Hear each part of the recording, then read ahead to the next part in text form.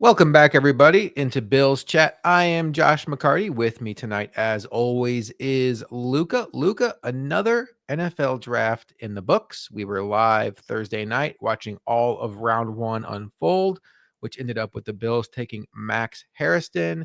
And we now sit here on Sunday night recording this podcast that comes out Monday morning, knowing the entire 2025 Buffalo Bills draft class. We're going to get into it tonight. How are you doing? Doing good. It was a very productive Sunday.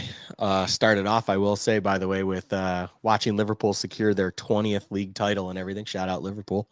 So good vibes through after, like you said, a long but yet another successful enjoyment of the NFL draft season. I guess would be the way to put it. Not even necessarily in a Bills lens, but just overall as an NFL fan.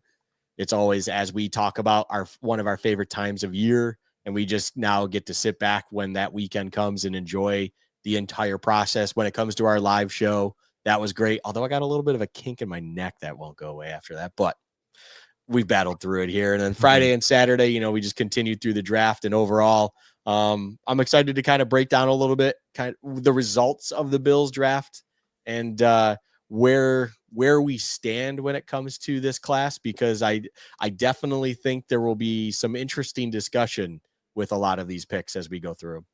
So nationally, the Bills are getting a lot of credit. They're getting a lot of high marks from folks that cover the draft as far as getting good value for where they got the picks. Right off the top, I think it's pretty obvious the Bills had their eye on the defensive side of the ball. Their first 5 picks were all defense. 6 out of their first 7 picks were defense. In fact, there was at one point that all their picks were defense except for a blocking tight end. And we kind of had this inkling going into the draft, not you and I, anybody that follows this team, that this could have been a defensive heavy draft. One, you talked all winter and spring about how deep this defensive line class was, and the Bills certainly dipped their toe into that depth multiple times. We talked about how this secondary needed an overhaul.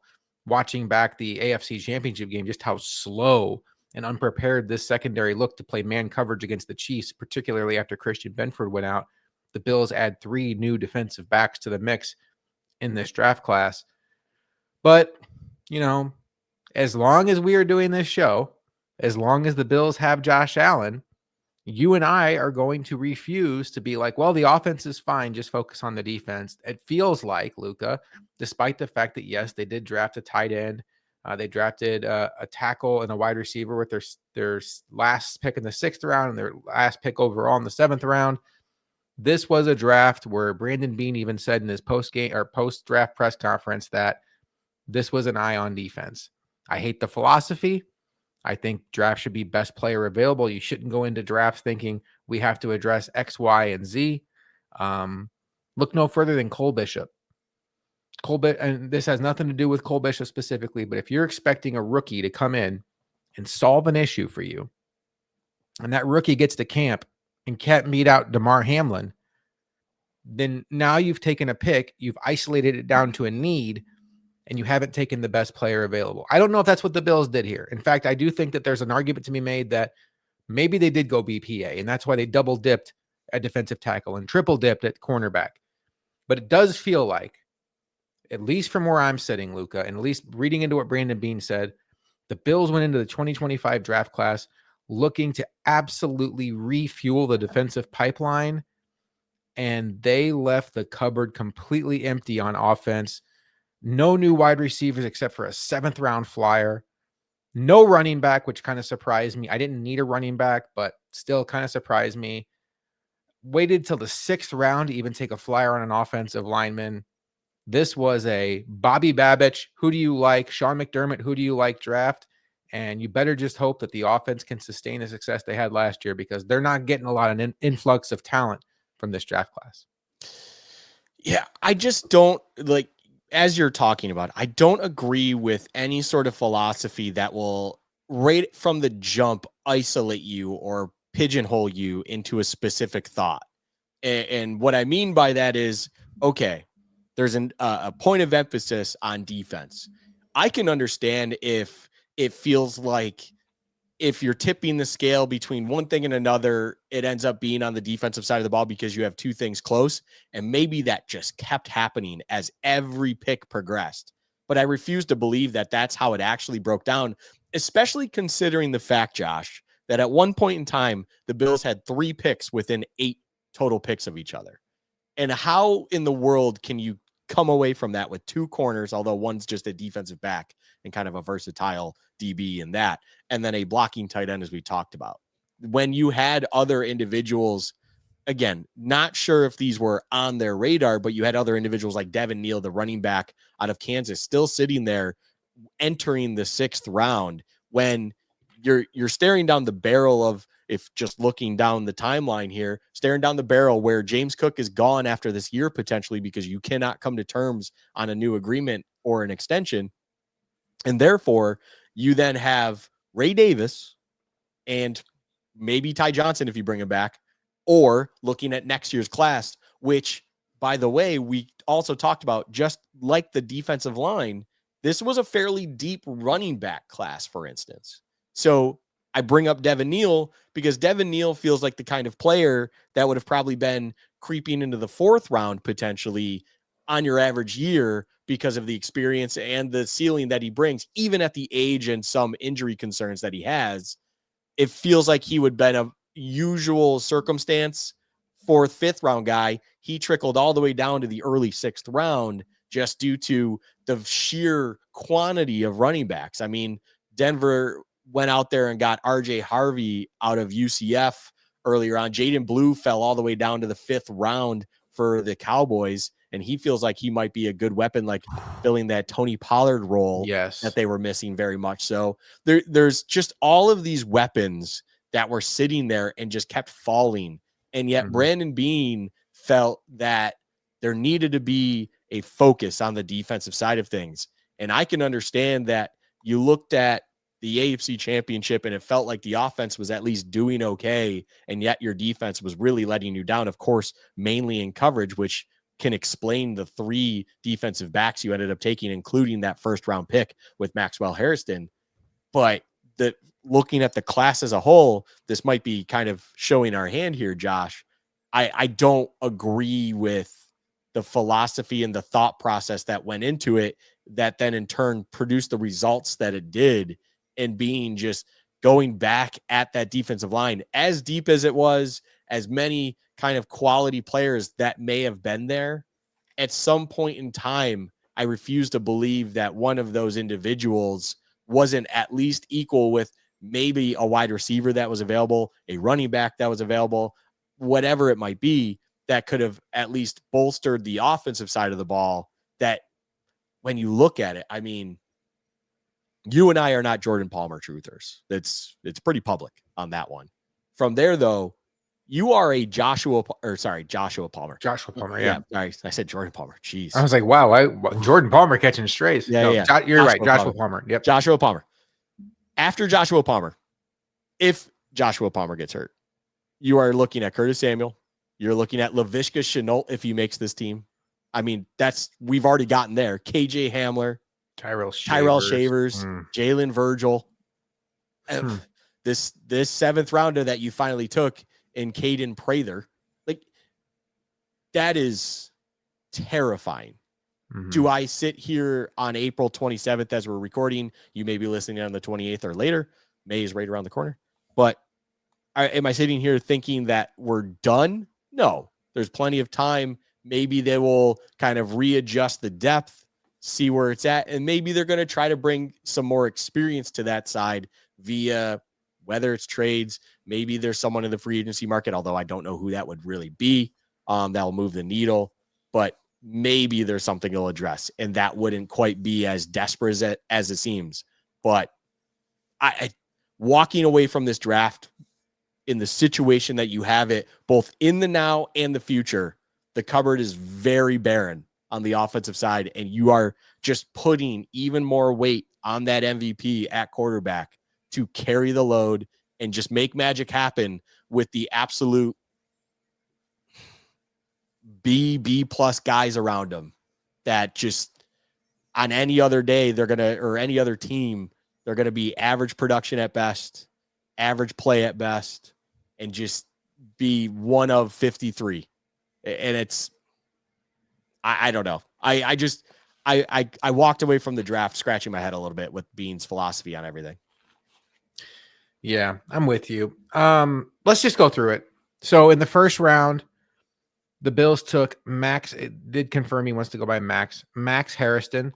We both liked this pick. Now look, we were on the air live saying we hoped it would have been Luther Burden. We both kind of knew that they weren't going to go offense at that point in time. I think we were just hoping beyond anything. But you can read the tea leaves of this Bills offseason. They had a desperate need for a cornerback. They did not want to put themselves in a situation where they had to start Tre'Davious White in 2025 or Dane Jackson in 2025.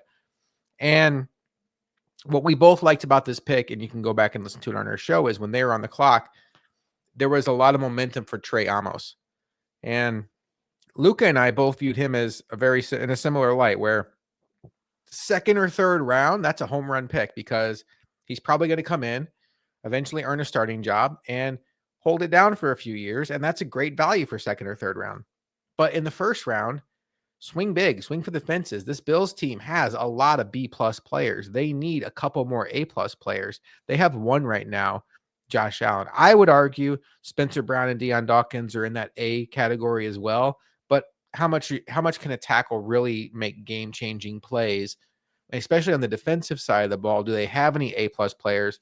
So that's where we were thinking that, take a shot on someone like a Ravel, take a shot on someone like the safety Emenware, things like that. And where they didn't go after a Trey Amos, they do go after Max Harrison. You have the fastest 40 in the draft, elite ball skills. Now he's not a great tackler, but this is a guy that turns the ball over. He makes plays on the ball. And I went back and listened to Chris Sims' podcast on corners, because I always like to go back and hear what he said. And I thought this was interesting, Luka. He said that Maxwell Harrison is fast enough that teams that can no longer play man coverage, he can fix that for you. And he said, we say that, this is in February or March when he said this, we say this all the time about the Buffalo Bills. They get into a street fight with a team that has good weapons and they can't man up. They have to play zone and hope you make a mistake. And that's why they get beat in the playoffs. And he said something that I think is a hard truth for a lot of Bills fans. He said, when the Ravens figured that out, the Bills couldn't stop the Ravens, and the Ravens just screwed it up at the end. Now, I think the Bills played a little better than that in the second half. That last drive was pretty easy. But I think the point remains that the Bills don't have that club in their bag to play man coverage. Now with Benford and Harrison, if he hits, they have that club in their bag. And then the bigger picture thing is, this is a slow secondary that just added the fastest cornerback in the draft after adding one of the most athletic safeties in the draft last year in Cole Bishop. A very big breath of fresh air, assuming these players can hit and become starters on this team. So even though you and I seemed kind of ho-hum on the class overall, I thought it got off to a really strong start with the Harrison pick, Luka. This was the most promising sign to the draft, in my opinion. This didn't feel like the way I believe the Bills to go. I mean, we logged off, we signed off after our live show, and I even told you just outright, he wasn't necessarily on my Bills radar, although I knew exactly who he was and everything, because he didn't fit the mold of the vast history that were previous Bills picks in this regime. I mean, he's elite athlete, of course, when it comes to speed and all of those intangibles, but a big knock on him is his open field tackling and just kind of needing to refine that part of his game and stuff. And it felt like up until this season that there was a lot of value put into that metric, or that kind of, you need a corner who can handle open field tackling. You need a corner who's sound in the run defending game. And it's like, at some point in time, you might need to just trust that you can build that up in a player who's got the other part of things known as team speed, or just speed in general, and just ball skills, and just being that home run guy in the secondary that can really turn a game on its head and just allow you to do something differently. Because for the longest time, it's been exactly as you said, Sims mentioned on his podcast. And it feels like that's something we've all known. When the games get tough and when you actually get into those games that matter, there's a reason that it's got that change of feel.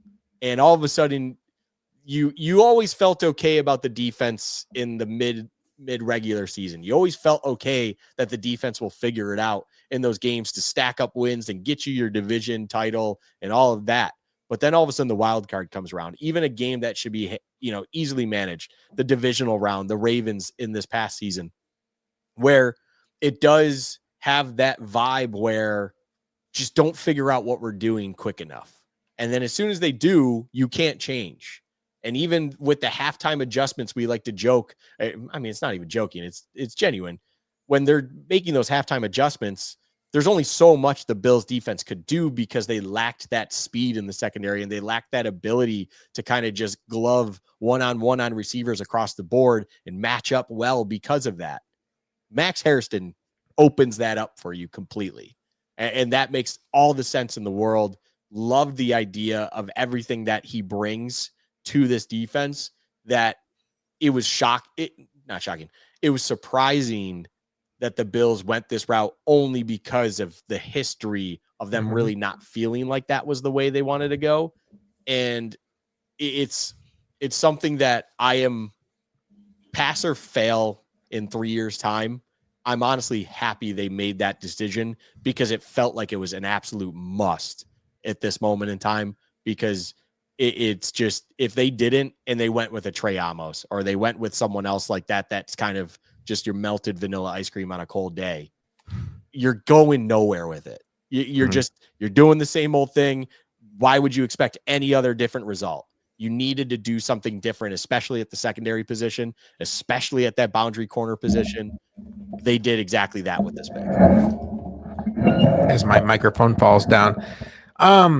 The other thing I really like about him, his ball skills, his aggression on the ball. I've always liked when you build a secondary, particularly when you have a cornerback the level of a Christian Benford that other teams will try to avoid. I like having that ball hawk on the other side. Think back to Antoine Winfield and Nate Clements. Antoine Winfield was the number one cornerback in that duo, but Nate Clements was a ball hawk that would take chances. And that worked because they would go after Clements because they didn't want to mess with Winfield. In a world we live in now where offenses are going to avoid Christian Benford if they can, if Hairston's out there, they're going to be throwing at him good because the ball's in the air. He's going to make a play on it. So I like that combination. I hope he gets on the field, Luka. And I really hope that they learn from some of the mistakes they made with Kyer Elam, where they felt like they had to baby him along. And I hope there's lessons to be learned all around on the Bills side of things. I wish Kyer Elam the best, but I got to be honest. This is the guy they took with the 30th pick. I get the fact that the Bills are a Super Bowl contending team and the 30th pick in the draft shouldn't be guaranteed anything. I'll be at least a little bit peeved if he's not starting week 1 for the Bills. Yeah, it's, who else are you going to be starting is really just where my head comes to. If he shows a little bit of rawness in camp and stuff where McDermott's just not fully sold on the idea or Babich is not sold on that idea, sure. But what in the world behind him makes you feel like it's better overall for this team to win and be good defensively? Because maybe you have someone that's a little bit more sound there for you, but ultimately it's the slow bleed versus the, hey, live and die by the edge of the sword. Like, I don't, as you're pointing out perfectly, you have your blanket coverage on the one side where that is going to be the best you can possibly get over there. It's your number one corner. You know exactly what you're getting. It's all pro level at its best. Put the guy on the other side that can absolutely turn it on its head because of who he is and how he plays. Mm-hmm. And you brought up the Clements thing. I think I even mentioned that to you. He's Nate Clements with speed. It's just let him be that dog. If he gets beat on a double move by, a great receiver in the NFL, his rookie season, that could happen to anyone. Just let him take those chances and let him live the way he is, because eventually he'll pick up on things and get even better in that game, where now you can still have that game breaker on the other side who's learning the tricks of the trade. And it's a situation where it does feel like, because you don't really have any better option anyways, just let him learn by fire. Just trust that it's the right thing to do in the long run. And hopefully even throughout this season, in the near future, it progresses as the time comes and he keeps seeing things in front of him that he understands what the heck's going on. So Max Harrison was the first pick. The Bills came back on Friday night and had 2 picks. They had a pick they actually had 2 picks in round 2, but because of a trade up to make the pick at pick 41, they moved their second pick back to pick 72 overall in round 3. They traded up for defensive tackle TJ Saunders. And Luka, this was a trade up. I think that one, there was a clear run on defensive tackles. We saw it in the first round that kind of boxed the Bills out, especially with the Tyleik Williams pick. A couple picks before Harrison went. There's at least some rumblings out there that the Bills may have even been interested in taking him had he still been on the board and Detroit not taking him.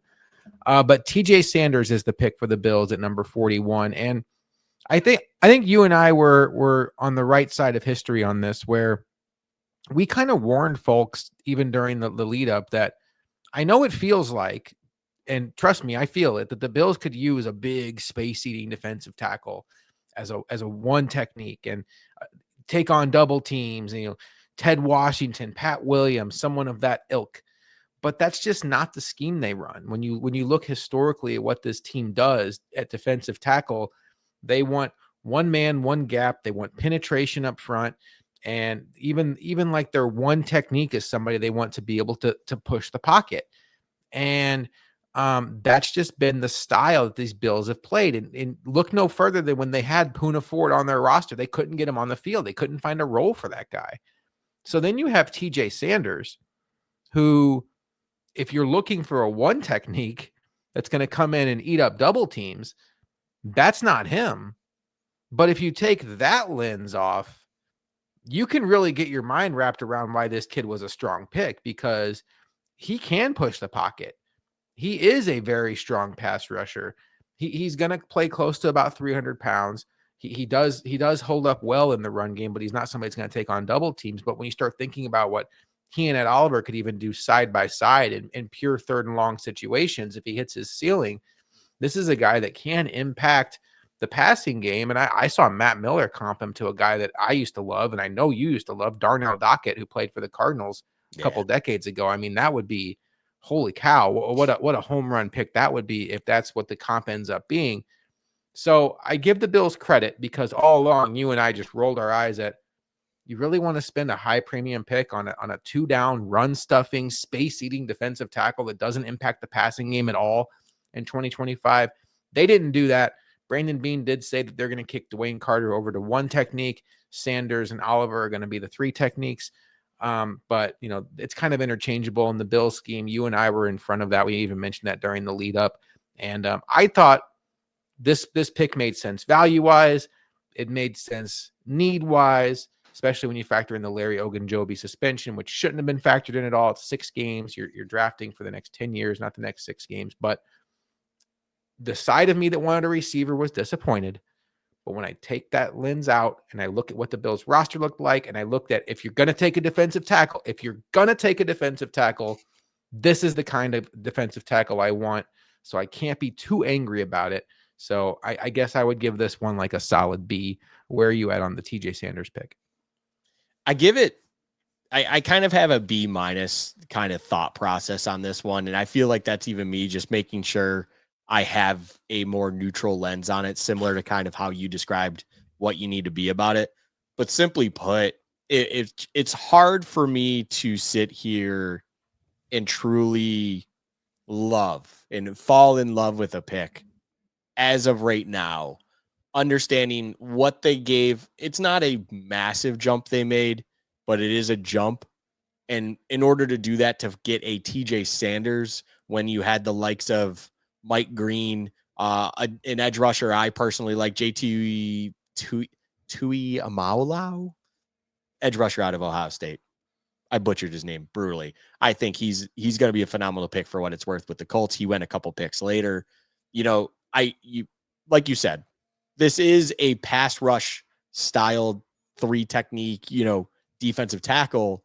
So it is a pass rush player, but not in the traditional sense. And it felt like edge was something that you can stomach a little bit more moving up for, and something that the Bills need still. They absolutely need more pass rush on the edge. It's going to be, leaving this draft, spoiler alert, still a need on this team. So it's something where I was surprised what they did in order to move up. But yes, if you take that away and just look at the player himself, there is a lot to like about the player. I mean, I love in the one notes that I read here where he's scheme versatile, where he can go from 0 to 5 on the technique chart, just across the board. He can line up anywhere effectively. And also he does have kind of a pass rush repertoire to him. He can do a lot of different things in that part of his game, and he's violent while doing it. So I love, at least also on top of it, Bean's explanation of what they actually look for in the draft from a interior defensive lineman, and ultimately what they're trying to do with that kind of pick. You can find a one technique, I don't mean this in any crude way, but you can find a one technique fatty on the street a lot easier in free agency than you can find these pass rush 3 techniques and interior defensive linemen, and you got to find those guys in the draft. And I respect, at least in a vacuum, I respect that entirely, because I find that to be true. I think that's valid.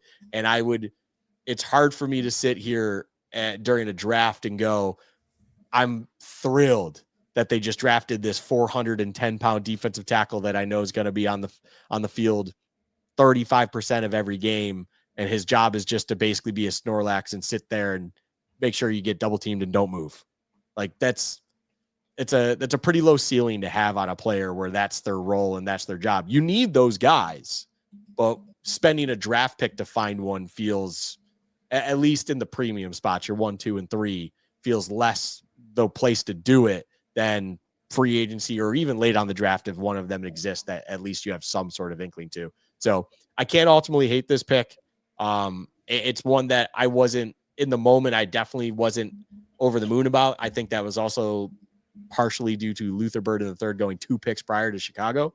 That definitely plays a factor in it. But ultimately, I think he could definitely be someone, my most promising thing to lean on. He can be someone that comes in, especially with a heavy rotation on the defensive line, and maybe even pick up the slack that we see at times when Ed Oliver's having days off. He could be that guy that kind of finally creates a little bit more consistency overall at that spot. Whereas you would find those games where Ed Oliver is essentially invisible, all of a sudden you have another option there on the interior to pass rush and dominate games, time to time. And the Bills don't make any secret about it. They believe that the game is won and lost at the line of scrimmage, and they admit they are going to continue to pump premium resources into the defensive line until they get it where they want it to be. And you look, last year they spent a 3rd-round pick on Dwayne Carter. This year they spent a 2nd-round pick on TJ Sanders. They spent a 4th-round pick on another defensive tackle. So they are continuing to pump these resources in just to the defensive tackle position. And then you get to the 3rd round, Luka, and the Bills come off with defensive end Landon Jackson. And I have to chuckle because I saw Matt Miller's comp to him for him was AJ Epinesa, which just feels right. Landon Jackson I think he was a crowd favorite for Bills fans. I know he's a guy that the Bills fans kind of knew that the Bills were into because he was a top 30 visit. He was a guy that was linked to the Bills. But Luka, your point here is, yeah, can he get on the field right away and help the Bills? Absolutely. I expect him to be active on game day and probably playing over every defensive end that's not named Greg Rousseau and Joey Bosa. I think there's a chance he'll outsnap AJ Epinesa this year. I think he's that good in certain areas. But as you will mention, the areas that he struggles in tend to be the areas that are the most important in NFL football 2025. Landon Jackson is not going to be one of those guys that's going to be seeking a massive second contract. What I mean by that is, I'm just saying that for a point purpose. Maybe something happens by that point that he really develops another gear to his game. But as it stands right now, when you have these kinds of criticisms, limited bend and flexibility, initial get off is methodical, not explosive, plays too high generally in the pass rush, allowing blockers to dominate him from the inside, not a natural space player. These are all big flags when it comes to pass rushing ability. And he is a great tackle for loss, edge contained machine.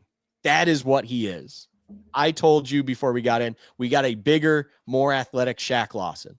That is what Landon Jackson provides. That is genuinely what he will provide, especially when it comes to day one, it feels like. I mean, he ran a 4.68 at the combine. His vert's 40. He's 6'6". He's a big, big dude. He is a run defending edge. That is what they just drafted in the third round. There is a place where this team needs that fully through. When we've been going into games, it does feel like a lot of those run heavy teams, they generally target either they design a lot of like creative runs to the side where you see Rousseau, or it's let's just make sure we focus on going to the opposite of Rousseau. If Rousseau's lining up on the Bills left, they're right, we're running a lot more to the left. If Rousseau's mixing it up and all of a sudden you see him on the left, we're going to be going to the right. That seems to be the, especially with the outside zone run scheme style teams, that seems to be the thought process. And you needed to bring in someone that could at least hold that edge, contain it, keep it inside, and ultimately limit the big play runs that can happen when you bounce them outside. I don't, and I say all of this because I want to make sure I say this.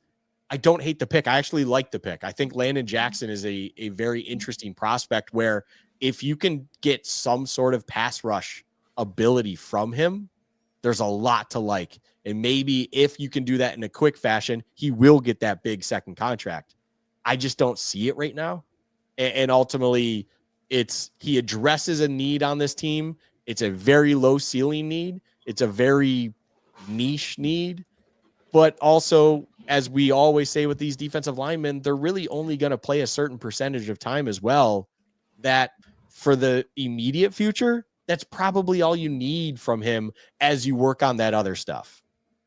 I'm not going to sit there, though, come next season and the year after that and be expecting any sort of pass rush from this guy as it stands right now, because it just doesn't feel like that's something in his bag. And he will just have to work on continuing to be that dependable run defending edge for us, that he's going to be out there every first and second down when it feels like that's the need that has to be out there. And he's a very smart player as well. He's heady. And again, tackle for loss machine. That is what he is. That's his ceiling to me.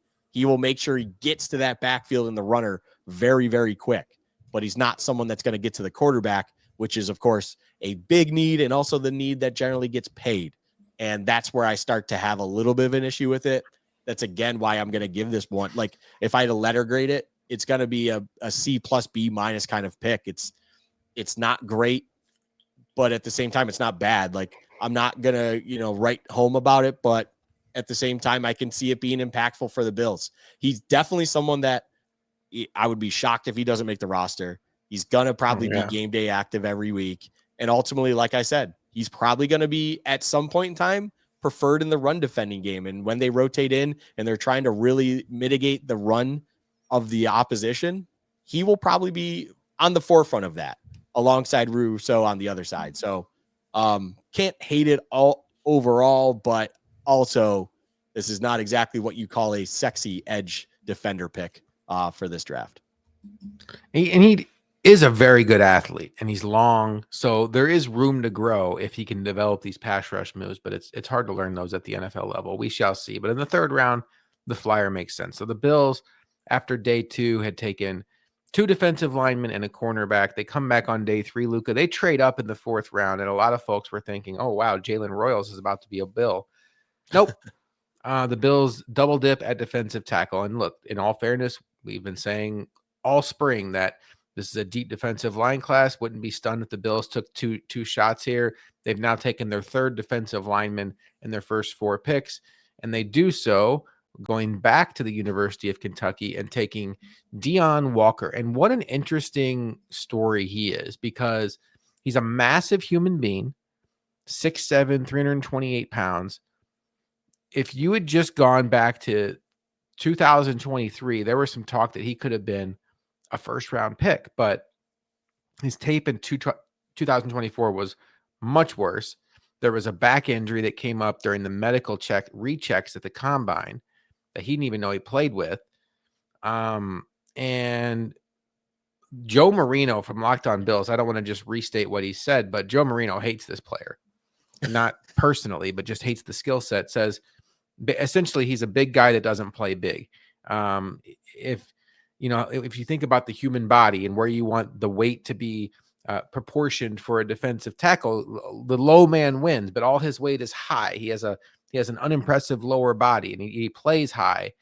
But I will say he has some uncoachable skills. He's 328 pounds. He's 6'7". He has very good athleticism for his size. He's a guy that has a basketball background. He played almost 50% of his snaps at Kentucky at 3 technique, rushing the passer. So there is a lot of potential here to mold. I know when a lot of fans saw this as like a 328 pounder, like, oh, there's our nose tackle. I don't think so. I think this is just a guy. I think this is a guy that, at least early on, maybe they mold him into something. I think it's going to remind you a lot of Jordan Phillips, where he may only play 30% of the snaps a game if he's active on game day. But I think maybe his best skill right now is rushing the passer. I don't know that he's a great two-gapper. Not that the Bills even ask for that, but if they wanted to fix their defense, they double dipped at defensive tackle. I'm saying this so I'm blue in the face. I would not have gone this defensive heavy with this draft. They chose to. The value makes sense. If you're going to take a defensive tackle here, he made sense.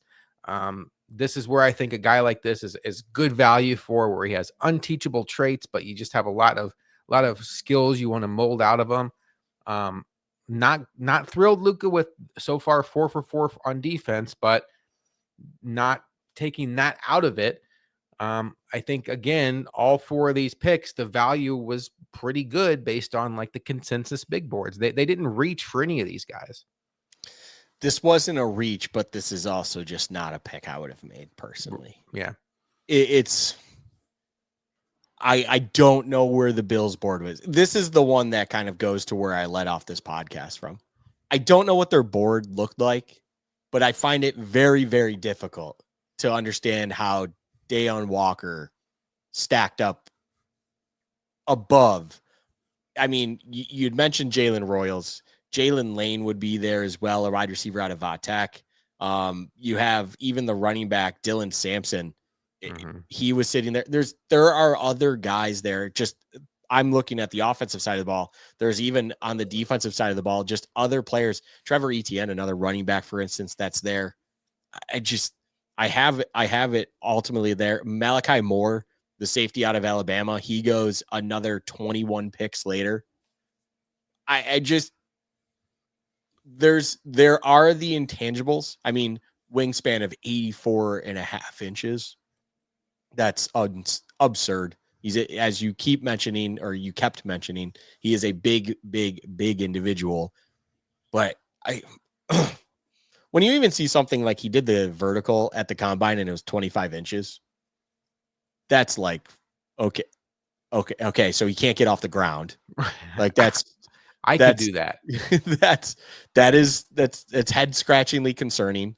And when you read a lot of like tendencies, weaknesses with this individual, stuff like that, and it's like conditioning is a major concern, plays very high pad level consistently. Initial burst off the snap is extremely inconsistent and sluggish looking a lot of times. Like those are things that are very, very concerning. We're talking about a 4th round pick, so it's also hard to be overly critical. But 4th round is generally the time where you can reshuffle your board and maybe try to steal better value there. I mean, that's why you saw other individuals get picked where they did, like Tootin at 104 to the Jags. Like someone was like, oh crap, this speedy running back right here is still there. We're gonna go snag him early on in the draft. You know, let's go get him. That's why then the Jags kind of made that possible. I don't. This is one that feels very bust possible. Like it bust a 4th round pick. Right. This is one that wouldn't even surprise me if somehow it's really not working out after, training camp. And when it comes down to roster cut down, this is a guy you probably are easily like, look, he's very, very raw. He's not figuring it out. It's hard to learn in the NFL. Like you said, pass rush moves and just the ability to rush the passer as well as you can, even in a rotation where all he'll see is 20 snaps at best. is it even worth it to have him there? And the answer could easily be no. I just, I don't know. You can say that it's value all you want, and you could say that you just really wanted to address defensive tackle, and you think you got, if your ceiling is Jordan Phillips for this guy, honestly, that'd be a great ceiling, just to be honest. But I don't even see that being very likely. I don't know where this ultimately will work for this team. I don't know how the value was that much there at 109 to make that pick with a lot of other things available. This is where the head scratching truly began with this draft. So as you can imagine, Saturday was a difficult one for myself at least. I'm not a fan at all. Like, my letter grade on this one is a D, and that's just because I don't hand out Fs unless it's just an absolute cataclysmic failure. I just, if they drafted Will Howard here or something like that, that would be an F, because I'd be like, what are we doing? But even then, it would be hard for me to F it, because maybe Will Howard's a better backup than Mitch Trubisky. So it's I don't know. I'm not a fan of the Deion Walker pick. I'm just going to be blue in the face and brutally honest on it. I do not care for this pick. I didn't understand it at the time. I'm still sitting here over a day later, still questioning everything about it. I don't like it. There was just way better ways to go about it, in my opinion. And honestly, I was just happy that they didn't go back at defensive tackle anymore after this. I just question the plan, because you have Ed Oliver on a massive second contract. Daquan Jones is still here for another year. He's the best one technique on the team right now, by far, even though he's not as good as he once was. You took Dwayne Carter in the 3rd round last year. That was the whole, like, hey, we traded it down with the Chiefs, but we got this 3rd round pick that was Dwayne Carter. And look, we've done this game before, where after 1 year we were like, wow, Terrell Bernard's pretty terrible at football, and he turns it around. We did the same thing with Dorian Williams, and he turned it around. So would not surprise me in the least if that was Carter this year. But let's just start adding him up. Ed Oliver going to be on this team. Daquan Jones going to be on this team. Dwayne Carter, 3rd round draft pick from last year, going to be on this team. TJ Sanders, 2nd round pick from this year, going to be on this team. 4. Larry Ogunjobi, 6-game suspension, so not going to be on the roster for the first 6 games, but you would assume when they signed him, it was with the thought process of him going to be on this team. And now you have a 4th round pick in Walker. Yeah. Walker, 4th round pick should make the team. I've always been of the mindset, Luka, the first 4 rounds of the draft, I mean, not every draft is equal, so you can't say it as a blanket statement, but the first 4 rounds, it's an awful look if any of those guys don't make your team. They should not only be on your team, but finding ways to contribute year one. Like, maybe it's a situation where your 4th round pick just gets squeezed because it's a numbers game and he's game day inactive. I can live with that. But now you have 6 defensive tackles I just named. They're not all making the team. So what are you doing with your assets? What are you doing with your resources? Why are you continuing to pump resources into the same position? And massive deal for Ed Oliver, veteran deal for Daquan Jones, veteran deal for Larry Ogunjobi, 2nd round pick, 3rd round pick, 4th round pick in the last 2 drafts. It's overkill. And the only thing I could think of, and if I want to give the Bills credit for this, which I think, I don't know that you're ready to buy this based on your evaluation of Walker, and I'm with you. I don't love the player. I feel like the only justification for this, Luka, is maybe he was just clear as day the best player on the board. And maybe they didn't come into this thinking we have to double dip at defensive tackle. But let's just say they had like a 2nd round grade on him, and we get to round 4. Everybody else is sitting there with a day 3 grade.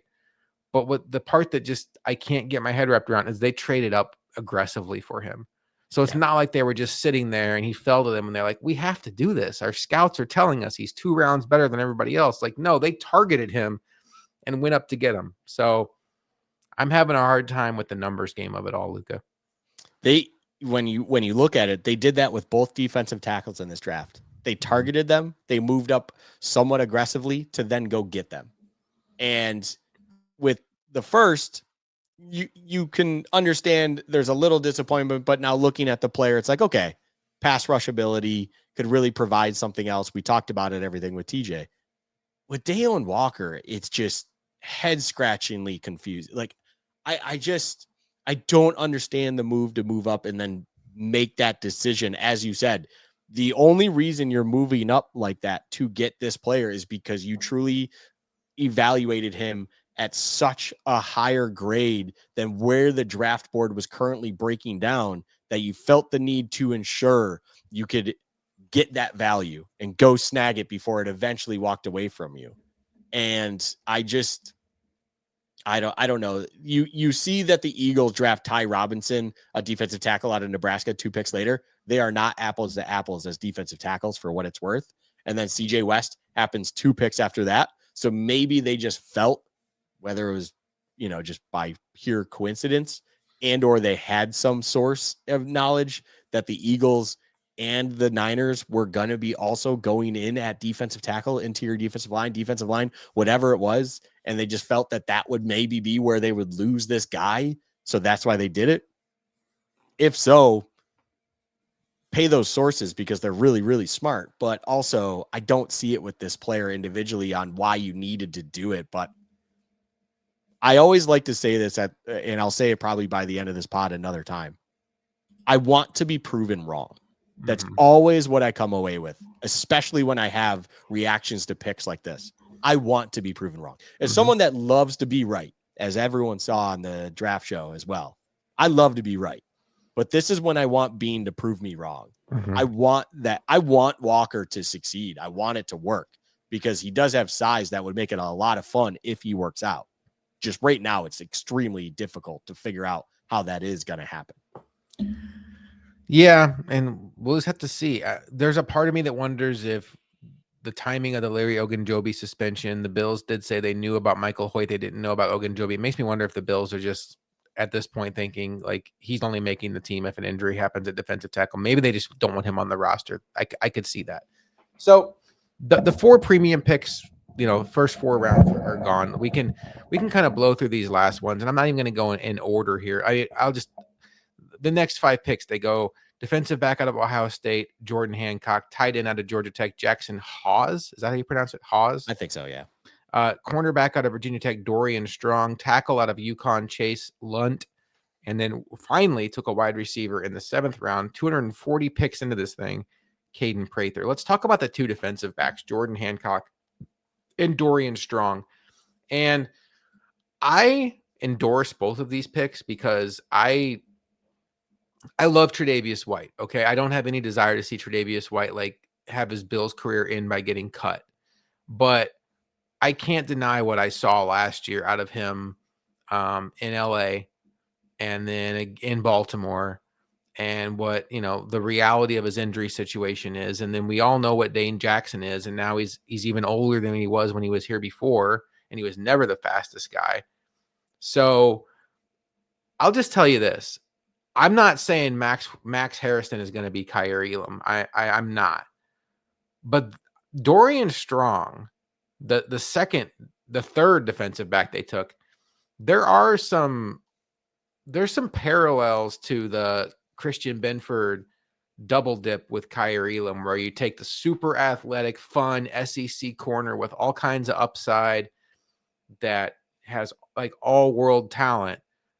And then you just take Mr. Fundamentals in the 6th round, who may not pop as much athletically, but it's hard to imagine him just not having a spot somewhere in this league.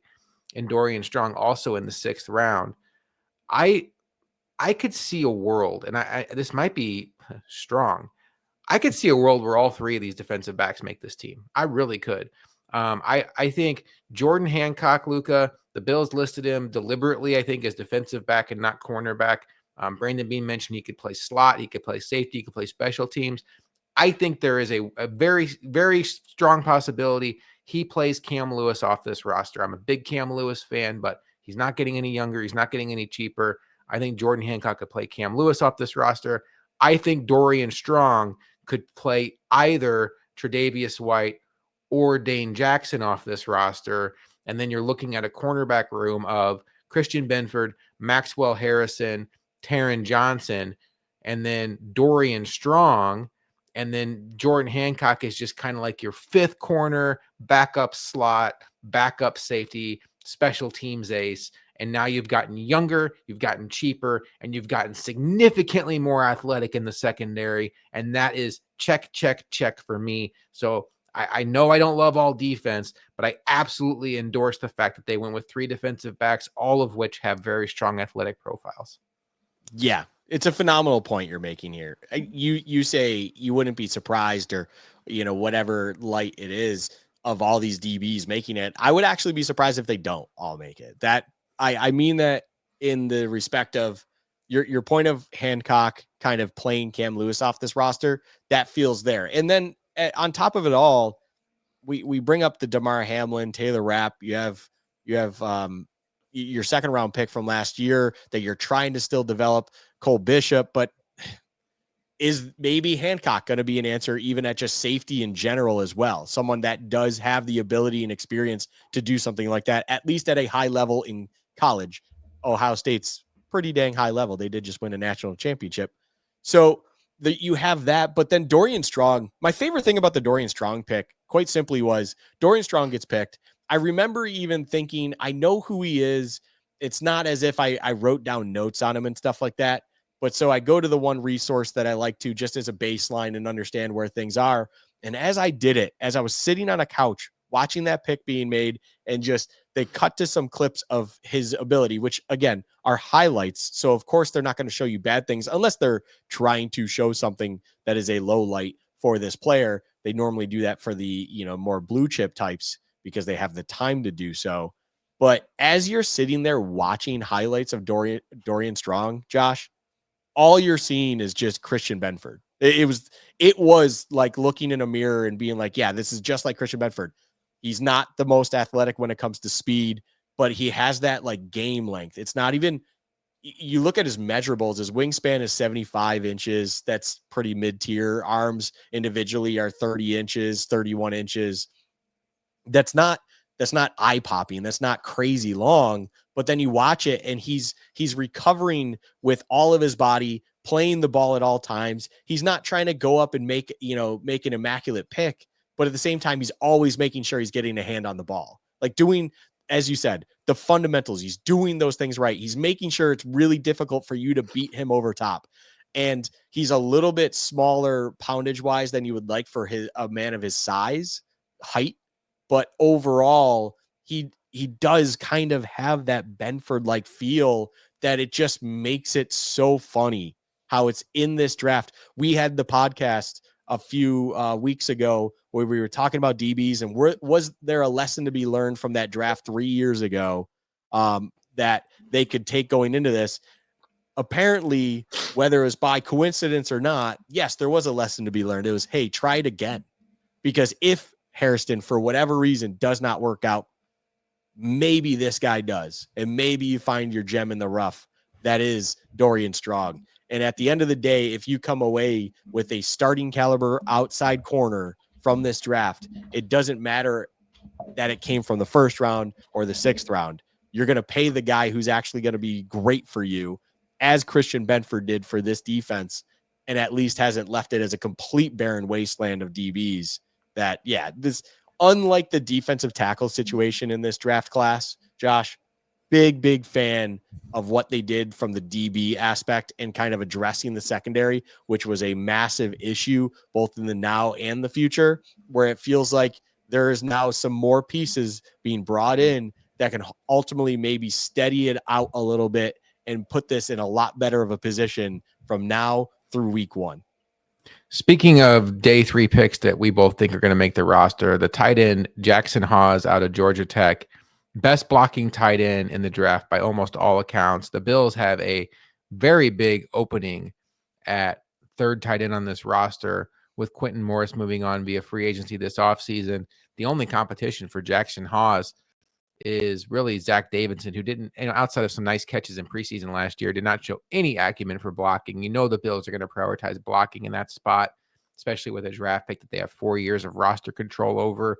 I think, Luka, it would be almost shocking if he's not the third tight end, barring injury or something we can't project come September. He feels like a package blocking tight end that's going to maybe even make more of an impact to you than you would expect from a late 5th round pick on this roster.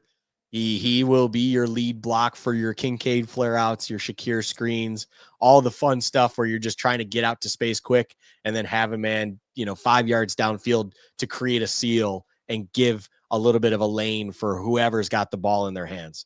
I haven't technically, as recorded, made the thumbnail for this, but if you're watching on YouTube, there's a reason I chose the photo that I will be editing in of this individual that is Jackson Hawes. He doesn't have the ball in his hands. He's actually lead blocking because that's probably going to be his job in the NFL for the foreseeable future.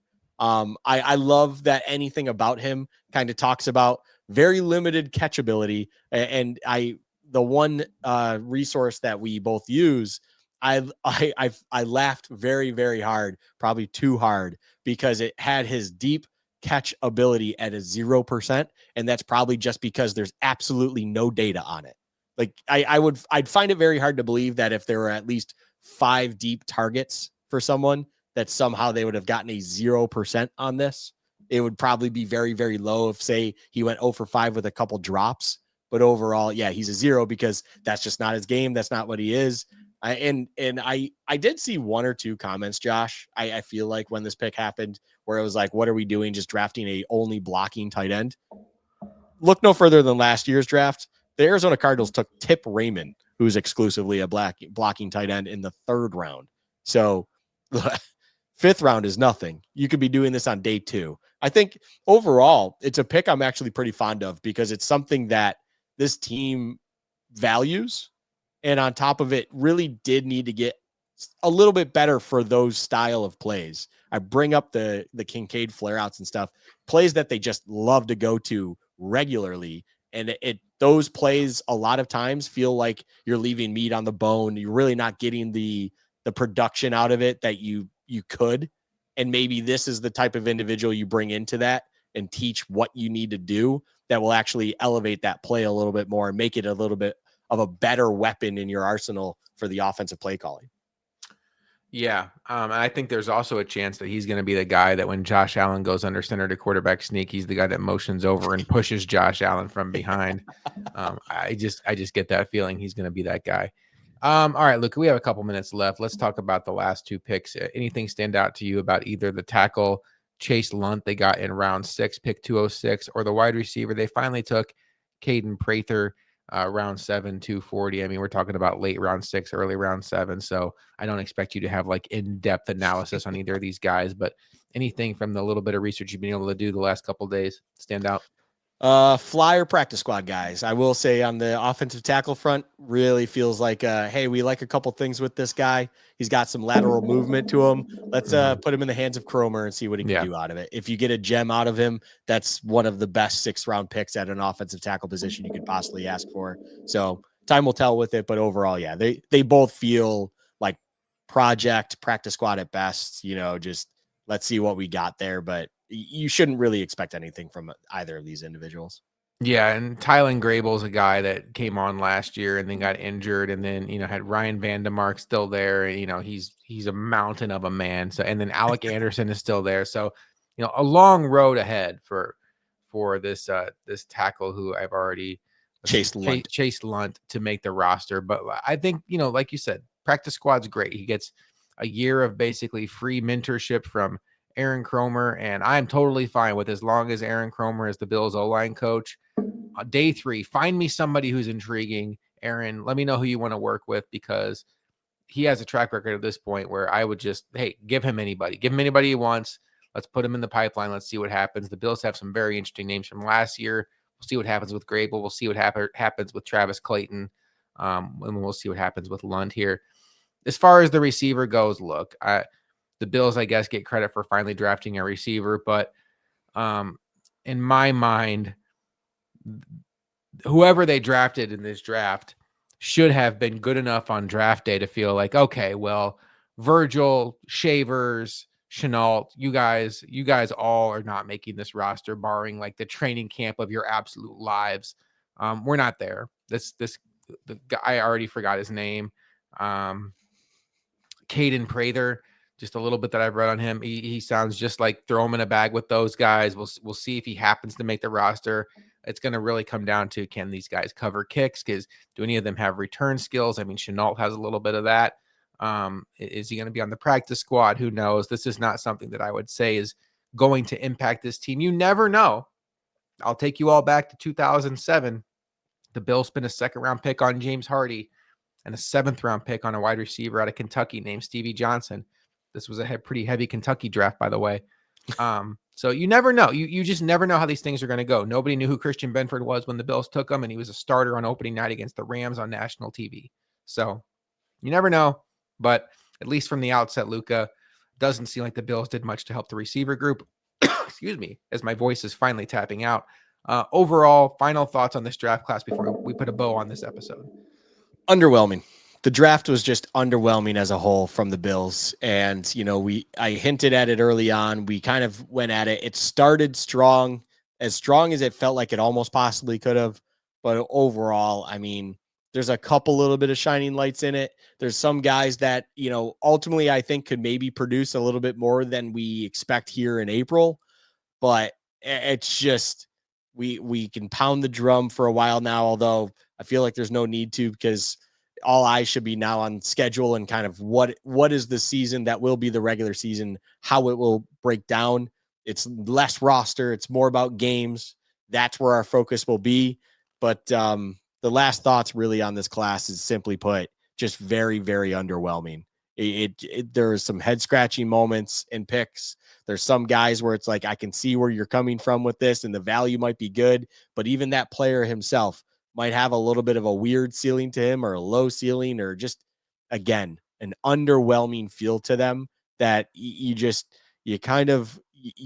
feel like you ordered a 12-ounce steak and then all of a sudden sent back 8 ounces of it because you just didn't enjoy the taste of it. That's what this feels like right now.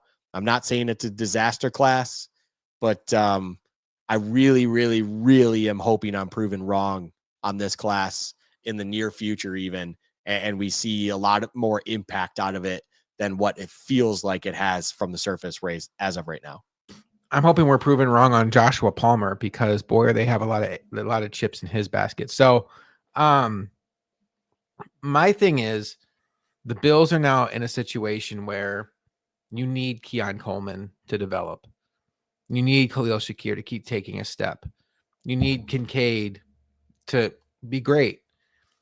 That's why I would have endorsed Luther Burden in the second round, why I would have endorsed Kyle Williams, even though we didn't love him in the first round. Along the way, I would have endorsed Royals, because you put them in the pipeline, and if Keon Coleman doesn't take a step, then you have like a real prospect there that has a chance of developing. And I would just, as long as Josh Allen is the quarterback, I would never let a draft like this just go by without and where you have 10 picks coming into it, where you wait until the very last pick you have to take a stab at a receiver. I just would never do that. The Bills, don't ask my opinion. They went defensive heavy, and for their sake, their season better not end in January where they can't get a stop to save their lives on defense. So we'll see what happens. Overall, this class got a lot of positive reviews. They certainly tried to get an influx of talent on defense. And hopefully, like Lucas said, hopefully we are proven wrong in some of our skepticism, some of these players. But another draft in the books. These Bills are certainly going to be one of the few teams that have a chance to compete for a Super Bowl this year, regardless of what happens with this rookie class. And it will all start taking place in a couple of weeks, I think, when minicamp happens. I think it's actually a week or two from now. We shall see. But for Luka, I am Josh McCarty. This has been a bow on what has been a very fun NFL draft weekend, and we will see you next time on Bills Chat.